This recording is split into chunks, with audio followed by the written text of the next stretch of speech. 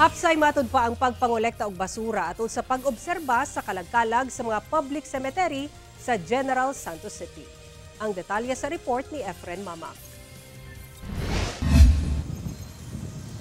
Mga nagkatag nga plastic bottle sa mineral water, mga kaha sa posporo ug ubang plastics. Kini ang sagad nga basura nga mapalgan sa mga public cemetery sa syudad human ang nahitabong pag-obserba sa kalagkalag sa General Santos City. Matod sa Waste Management Office sa Gensan, hapsay ang ilang pagpangolekta sa mga basura. Hapsay ang naitabo, nadugang lang ang concentration dito sa atong mga cemetery. Pero ang nagsulod sa atong sanitary landfill halos pareho ra magyapon. Samtang aron mapadayon ang kalimpyo sa kadalanan sa Gensan, padayon nilang gipahugtan ang pagpanakop sa mga iligal nga nagalabay og basura sa kadalanan. So natay sa invite code nato 5,000. So naapod tay ordinance 48 nato 3,000, ang 73 nato 1,000 ato littering.